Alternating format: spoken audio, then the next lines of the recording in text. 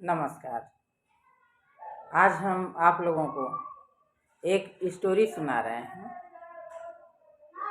और स्टोरी आपको कैसी लगी आप लोग कमेंट करके ज़रूर बताएंगे। हम आपको सब्सक्राइब करने को नहीं बोलते हैं, हम आपको लाइक करने के लिए नहीं बोलते हैं, लेकिन आप लोगों का विचार हम जानना चाहते हैं कि ये हमारी स्टोरी या हमारा प्रोग्राम आप लोगों का कैसा लग रहा है। तो इसलिए कमेंट ज़रूर कर दीजिए, एक बार हम इंतज़ार करेंगे।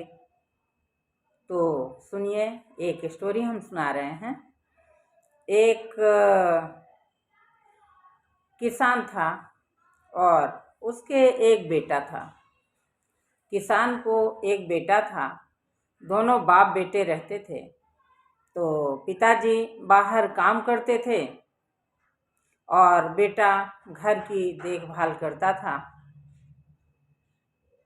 अब मई का महीना आ गया, मई और जून का महीना बारिश का माना जाता है।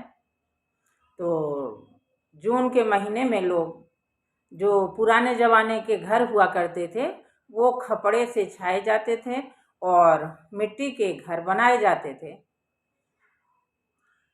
तो जो जून का महीना आता था लोग अपने अपने घरों की व्यवस्था करते थे। बरसात के सीजन में जैसे बरसात आए, मेरे घर से पानी नीचे ना आए, मेरा सामान ना भीगे, मेरे बच्चे ना परेशान हों, इसलिए मालिक अपने घर की मरम्मत किया करता था।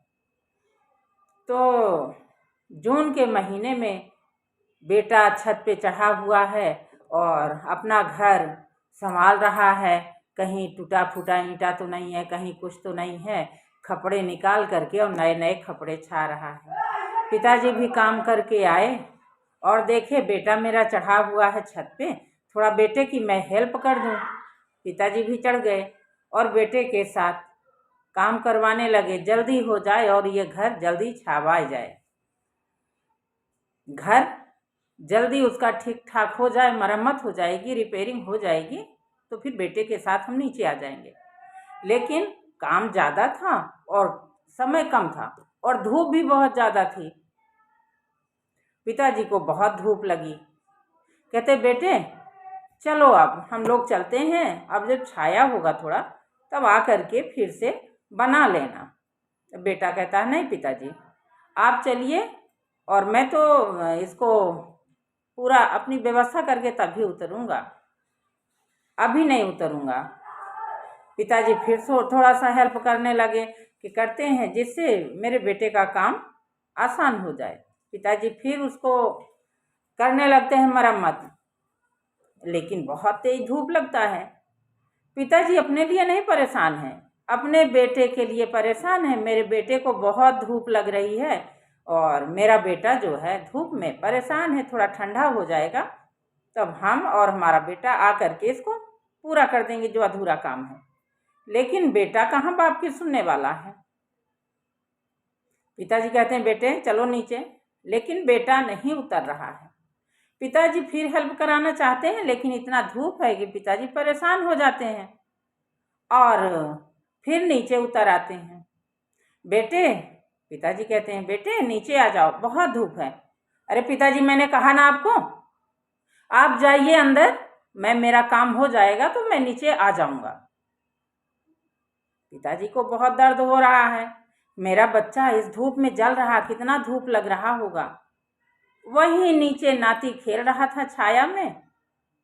पिताजी ने उठाया अपने पोते को और उठा करके और कांधे से लगा के आ करके धूप में और खड़ा हो गया पोते को लेकर और कहने लगे पिताजी बेटे बहुत धूप है, नीचे आ जाओ।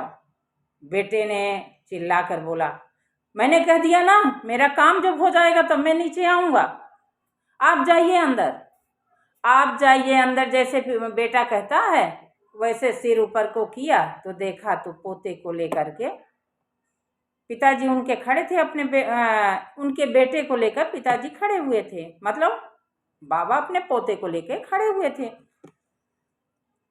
अरे पिताजी आपको समझ में नहीं आ रहा, उसको धूप लग रही है, आप लेकर के छाए में जाओ।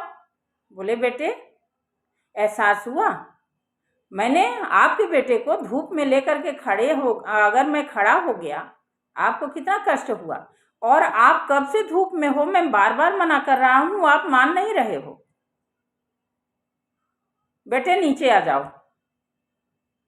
बेटा वहां से दौड़ते हुए, क्या गिरते हुए, और कूद पड़ा अपने बेटे को लेकर के और छाया में चला गया। धूप से हट करके छाया में चला गया और पिताजी से चिल्लाने लगा, पिताजी आपको पता नहीं है बच्चे को कितनी धूप लगी, बीमार हो गया तो। पिताजी कहते हैं, बेटे इस बच्चे के लिए आपको दर्द हो रहा है, वही बच्चे तो आप भी मेरे हो, मुझे कितना कष्ट हो रहा है, आप मेरी बात नहीं सुन रहे थे। तो बेटे भूलो मत, मैं पिताजी हूँ, आपको मना कर रहा हूँ तो आप नहीं सुन रहे हो, तो आपका भी बेटा इसी तरह से आपके तरह बड़ा हो जाएगा, आप मेरी जगह पे आ जाओगे। और बेटा जब मनमानी करेगा तो आपको कितना कष्ट होगा, इस बात का बेटा ध्यान रखना, कितना कष्ट होता है। तो माँ बाप की बात बच्चों को बुरी जरूर लगती है, लेकिन माँ बाप जीवन भर तो नहीं बैठे रहते हैं। माँ बाप की जगह बेटे जरूर आ जाते हैं और उनका बुढ़ापा नरक हो जाता, नरक से भी बदतर हो जाता है। और जो बच्चे माँ बाप की बात नहीं मानते, यही होने वाला भी है उन बच्चों के साथ। तो मेरी बात किसी को बुरी ना लगे, मैं यही प्रार्थना करूँगी कि अगर किसी के अंदर कोई त्रुटि है, जो माँ बाप को ना पसंद आए, जो माँ बाप अच्छे मार्ग पे चलाना चाहें, उस बात का अनुकरण करें और अपनी अपनी आदतों को छोड़ करके एक बच्चा बन करके या एक अच्छे व्यक्ति बन के अपना अच्छा व्यक्तित्व समाज में फैलाएं, गंदगी ना फैलाएं। नमस्कार।